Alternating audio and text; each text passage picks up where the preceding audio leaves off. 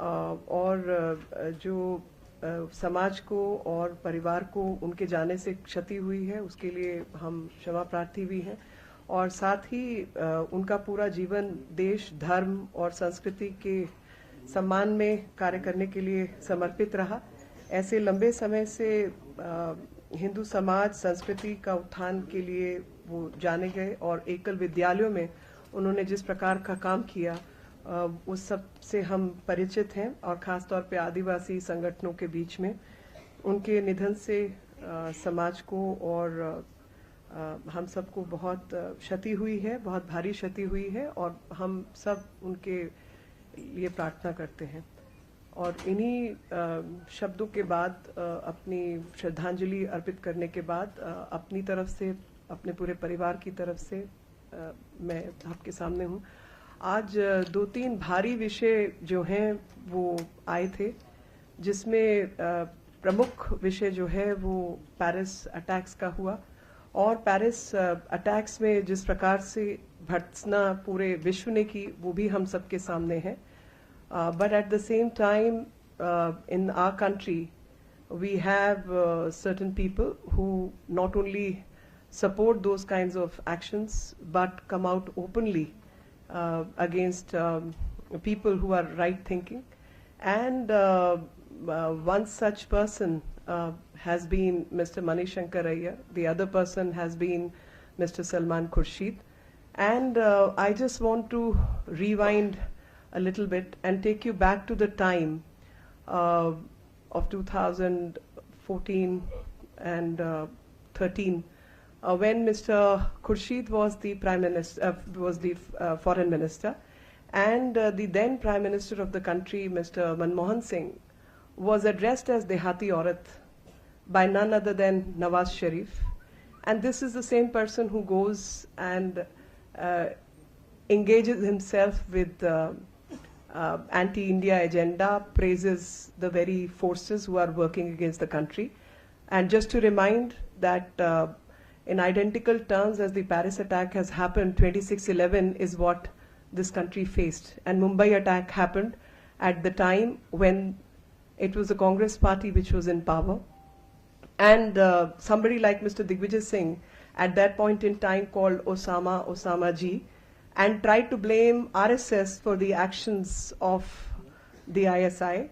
And today these discredited people who have been deeply rejected by the country and they have lost in elections are trying to gain lost ground by visiting ISI headquarters. That's an insult to the nationalistic Muslims of this country, and that's an insult to the nationality, which is India and Indians. And it is in this context we must remember that then Chief Minister of Gujarat, the present Prime Minister of India, condemned the language used by Nawaz Sharif, and he said that whatever be our political differences, but this is an insult to the Indian Prime Minister, and we do not approve of such behavior. These were the words of today's Prime Minister of India, but contrasted with the words and actions of certain leadership from the Congress party. And it is in this context that we must remember that while the world is getting together against terrorism, Prime Minister's words and agenda to fight terrorism have been accepted the world over. It is in this context that G20 meeting has happened. 130 people have been killed, murdered in an open assault to civilization. And it seems that these people are behaving and conducting themselves as propagandists for ISI and ISIS or Taliban.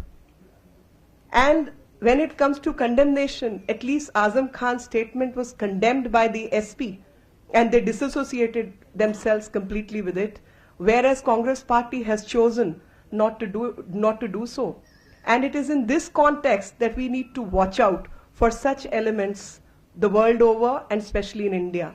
It is in this context that one must remember all the wrongs that have happened in the past and the divisive agenda with which the past governments have continued to work. The divisive agenda, which is so clear and apparent, when incidents have happened in the states, governed none other than these very people who are party to such actions, and they have tried to label it on others, a debate, an unnecessary debate which is sought to be created, and created when India is a modern polity with a constitution and state laws in operation. And any state law which is in operation, under the federal structure, every state has business to either abide by that, or if they want, they can change the law. And creating an atmosphere of intolerance when none exists seems to be a larger conspiracy to divide people, polarize people, and take the people away from the developmental agenda of this country. These are the people who have been discredited by the people of this country on nationalistic grounds, the way they have conducted their past business of governance, and today they seek some sort of importance by visiting a foreign soil and condemning their own prime minister, which is against the nationalistic fervor of this country. And people no longer wish to be associated with such people, and that is very, very apparent. They have no shame in being second fiddle because they are obsessed by the prime minister. They go on condemning him without even reason, and even when the world is fighting terrorism, they have no shame in standing by the wrong forces. And I welcome any questions pertaining to this particular subject. And the second subject was a certain documents. मैं मित्रों आपके समक्ष जो विषय उठाना चाहती हूँ वो अंतर्राष्ट्रीय आतंकवाद का मुद्दा है, और उस अंतर्राष्ट्रीय आतंकवाद के मुद्दे में मैं आप सबको थोड़ा सा इतिहास में पीछे ले जाना चाहती हूँ। 2013-14 का समय याद दिलाना चाहती हूँ। वो समय याद दिलाना चाहती हूँ जब नवाज शरीफ ने उस समय जो भारत के प्रधानमंत्री थे और कांग्रेस पार्टी के प्रधानमंत्री थे, जिनको मनमोहन सिंह जी के नाम से हम सब जानते हैं, उनको देहाती औरत कहा था। और उस समय सलमान खुर्शीद जी भारत के विदेश मंत्री का पद ग्रहण किए हुए थे। और ऐसे लोगों को तब भी जरा सी शर्म नहीं आई कि आज जाकर ये उन्हीं लोगों के बीच में इस तरीके की भारत के प्रधानमंत्री की जो है विषय में वक्तव्य देते हैं। और भारतीय लोगों को, चाहे वो हिंदू हो या मुसलमान हो, एक तरफ से बराबर की तकलीफ होती है, और कहीं ना कहीं भारत को विभाजन करने के एजेंडा पर काम होता है। वो कहीं ना कहीं इस तरीके की मानसिकता इस देश में पैदा करना चाहते हैं, और ऐसा माहौल इस देश में पैदा करना चाहते हैं जो कि भारतीयों के मन में नहीं है, और भारतीय उस किस्म के भी नहीं है। पूरे विश्व के सामने पेरिस अटैक हुआ, 130 लोगों की जो है उसमें मृत्यु हुई, और पूरा विश्व ISIS और तालिबान जैसे आतंकवादियों से लड़ने के लिए एक मुहिम के रूप में खड़ा हुआ है। ऐसे में मणिशंकर अय्यर और सलमान खुर्शीद जैसे लोग बेबयानी करके आते हैं, वो भी विदेशी जमीन पर।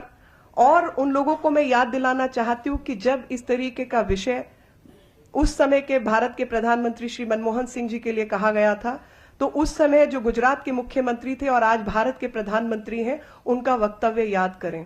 उन्होंने उस समय भी कहा था कि हमारी चाहे आपस में राजनीतिक जद्दोजहद देश के भीतर चलती है, लेकिन किसी भी विदेशी ताकत को हम ये अधिकार नहीं देते कि वो भारत के प्रधानमंत्री का अपमान करे, क्योंकि वह भारतीयता का प्रश्न है। और ऐसे में इन दोनों व्यक्तियों के जो बयान आप लोगों के सामने आए हैं, वे भारतीयता पर कहीं ना कहीं प्रश्न चिन्ह लगाते हैं, और एक जो भारतीयों का जनमानस है उसके विरोध में खड़े हुए दिखाई देते हैं। आज जब पूरा विश्व G20 के सम्मुख आतंकवाद के विरोध में खड़ा है, भारत के प्रधानमंत्री की प्रशंसा सब तरफ हो रही है और उनके उठाए हुए मुद्दों पर विश्व एक राय बना रहा है, उस समय पर इस तरीके की बेबयानबाजी कहीं ना कहीं भारतीयता के ऊपर ही निशान लगा रही है। और ऐसे में कांग्रेस पार्टी के तमाम नेता इसमें शामिल हैं, और कहीं ना कहीं एक ये बड़ी सियासत का जो दिखाई देती है, क्योंकि वो बड़ी सियासत इस रूप में दिखाई देती है कि कोई दो नेता जो अपनी जो क्रेडिबिलिटी है वो खो चुके हैं, चुनाव हारे बैठे हैं, उनकी कोई लोगों के बीच में पकड़ नहीं है, कोई उनकी सुन के राजी नहीं है, क्योंकि कहीं खड़े हो जाए तो शायद 4 आदमी भी उनकी बात सुनने को राजी ना हो। वो अपनी क्रेडिबिलिटी बनाने के लिए क्या आईएसआई के दरवाजे खटखटाएंगे? ये प्रश्न उठता है। प्रश्न उठता है कि क्या भारत को, जो एक विकास के मुद्दे पर प्रगतिशील देश के रूप में आगे बढ़ने के लिए तत्पर बैठा है, वहां पर ये लोग भारत को जातियों में या धर्म के नाम पर पोलराइज करेंगे और अलग अलग करेंगे और भारत को उसके पथ से भ्रमित करने की कोशिश करेंगे। ये वो लोग हैं जिनके 67 साल के एजेंडा ने खाली देश को काटो बांटो और दूसरों पर तोहमत लगाओ की राजनीति दी है, और वो सबके सामने है, सबके समक्ष है। और जब इनका राजनीतिक जमीन इनके पांव के तले से हिल चुकी है, तब ये इस तरीके की घटिया राजनीति पे उतर आए हैं और हम इसकी भर्त्सना करते हैं, भरपूर भर्त्सना करते हैं। दूसरा विषय मैं आपके सामने लाना चाहती हूं, जो कि श्री सुब्रमण्यम स्वामी जी ने कुछ दस्तावेज जो है वो दिखाए हैं भारतवर्ष को, और वो दस्तावेजों पर हमें यही कहना है कि जो उसका स्पष्टीकरण कांग्रेस पार्टी की तरफ से आना चाहिए था और उनके उपाध्यक्ष श्रीमान राहुल गांधी जी को देना चाहिए था, वो कुछ आधी पौनी जवाब कहीं और से आए हैं। उनका अभी तक कोई स्पष्टीकरण इस पे नहीं आया है। तो ये भारतीय मूल का विषय है, ये कोई भारतीय जनता पार्टी और कांग्रेस का विषय नहीं है, और इसमें भारत के किसी भी चुने हुए नेता को चाहिए कि वो अपना स्पष्टीकरण पूरी तरीके से दे, क्योंकि ये कानूनी दस्तावेज हैं और कानूनी दस्तावेजों के कानूनी प्रकरण भी होते हैं, और इसीलिए स्पष्टीकरण की अत्यधिक आवश्यकता है। Certain documents have been brought forward by Mr. Subramaniam Swamy. We've had a look at that, and the kind of explanation which was expected from the Congress party is not coming, especially the person in whose name these documents have been drawn, that is the Vice President of the Congress party, Mr. Rahul Gandhi. And any elected person or a leader in this country needs to explain these documents. Especially, this is not a cause between a BJP or a Congress party, but it pertains to the Indian nationality, thus India as a nation. And under these circumstances, we seek an explanation from Mr. Rahul Gandhi, as these are legal documents, so quite clearly legal documents have legal repercussions as well. I would ask if there are any questions to the minimalistic level, because of the demise of Sudarshan ji, Ashok Singhal ji, and under those circumstances, my apologies for misstating and misnaming. Ashok Singhal ji, I would request you to keep some basic minimal questions.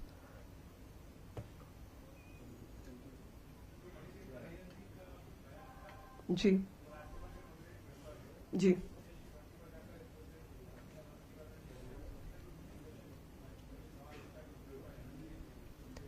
नहीं, देखिए वो privileges और वो सब सवाल एक तरफ हैं, लेकिन उसका जवाब तो भारत की जनता उनको दे चुकी है।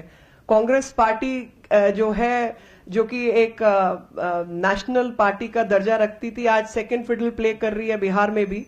उनको उससे भी फर्क नहीं पड़ता। बाकी रही सही कसर जो है वो देश की जनता उनको पूरा करेगी, और जो हमें करना होगा वो हम भी करेंगे। लेकिन विषय जो है वो यही है कि ऐसे जो लोग हैं जिनकी क्रेडिबिलिटी भारत के अंदर, भारत के नागरिकों के बीच में समाप्त हो चुकी है, जब वो विदेश में जाकर ऐसी बात करते हैं तो उनकी पार्टी उनके खिलाफ क्या कार्रवाई कर रही है, या कांग्रेस पार्टी ऐसे लोगों के साथ खड़ी है और वो उसी कॉन्स्पिरेसी का हिस्सा है कि किसी के आदेश पर ये सब काम हो रहा है।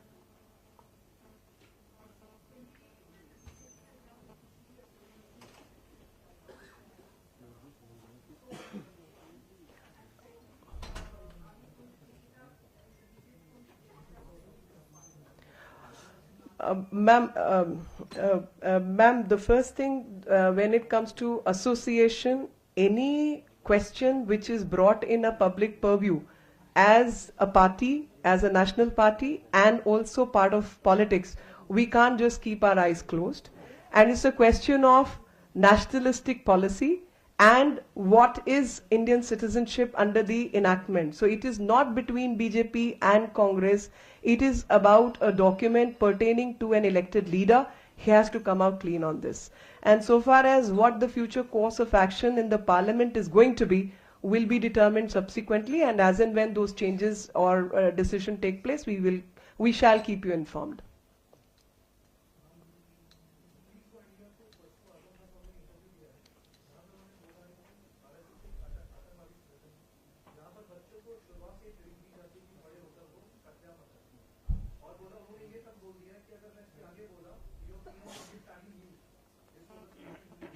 We condemn such statements, and especially in view of the fact that the party he represents has disassociated completely themselves with this statement, and it is my request that I want to take people back to the statement made by none other than the President of United States, where he has requested the Muslim leadership to have a relook at the kind of politics which is being played in the name of religion, and my own Prime Minister's statement where he has said that disassociate the religion from the bad elements who are doing politics in the name of religion.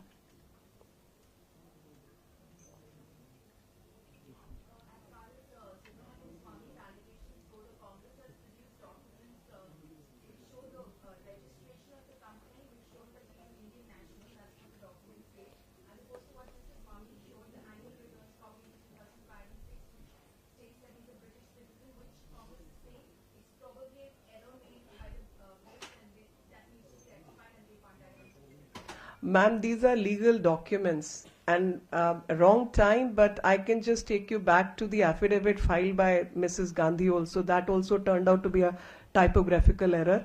But if it is a typographical error or it is not a typographical error, every typographical error will have its repercussions either in India or in UK.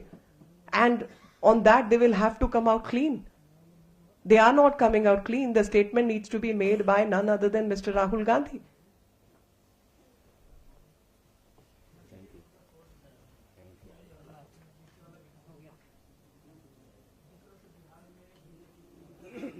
जी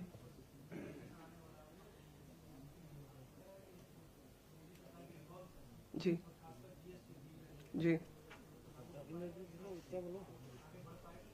नहीं, हमें पूरा भरोसा है कि वो आगे बढ़ेगा और आगे बढ़ना चाहिए, क्योंकि राजनीति और क्षेत्रीय राजनीति अपनी जगह, लेकिन देश की भलाई और देश की जनता अपनी जगह, और देश की भलाई और देश की जनता के अगर हानि पहुंचाने का काम किया जाता है तो देश की जनता उस पर फिर निर्णय लेगी, और वो निर्णय कहीं ना कहीं आपके सामने आएगा कि अगर आप बिहार की हार को इतना बड़ा विषय बनाते हैं, तो मैं आपके सामने एक तथ्य और प्रस्तुत करना चाहती हूं कि अगर आप किसी भी तरीके से सारी वोट शेयर को ट्रांसफर करने के और सब जदोजहद लगा लें, तब भी भारतीय जनता पार्टी का जो वोट शेयर है बिहार के अंदर 24%, 24.8% है। वो शायद आप लोगों ने किसी ने डिस्कस नहीं किया है। और 16 दशमलव कुछ जेडीयू का है, 18 दशमलव कुछ आरजेडी का है। तो ठीक है, आप पोलराइजेशन की राजनीति कर सकते हैं, लेकिन जहां तक देश को एक आगे बढ़ाने का विषय है और देश की आर्थिक व्यवस्थाओं को सुधारने का विषय है, उस पर राजनीति नहीं होनी चाहिए। ऐसा मैं समझती हूं कि पूरे देश के जो नागरिक हैं वो इससे अग्री करते होंगे। तो हम चाहते हैं लागू हो, और उसमें फायदा बिहार जैसे राज्यों को ही है।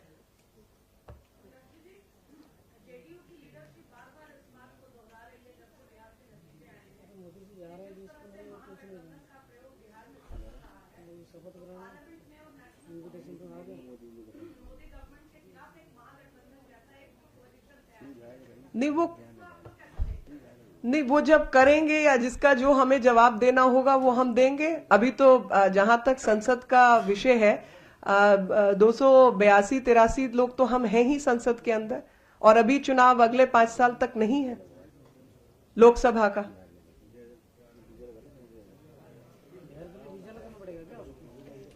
साढ़े तीन ठीक है, 3.5 3.5 सही, 3.5 सही। अब देश को आपने 67 साल पुरानी जगह पर कगार पर लेके जाना है तो वो अलग विषय हो सकता है, आगे लेकर जाना है तो दूसरा विषय हो सकता है, देश की तरक्की में काम करना है तो तीसरा विषय हो सकता है। हम 3.5 वर्ष में देश को सुधारने की बात कर रहे हैं। अर्थव्यवस्था जिस तरीके की बनी रही है उसको 7.4 और 5 के जीडीपी पर ले आए हैं और उसको आगे ले जाना चाहते हैं। उसकी कोई खिलाफत करना चाहते तो तब का तब देखेंगे। धन्यवाद।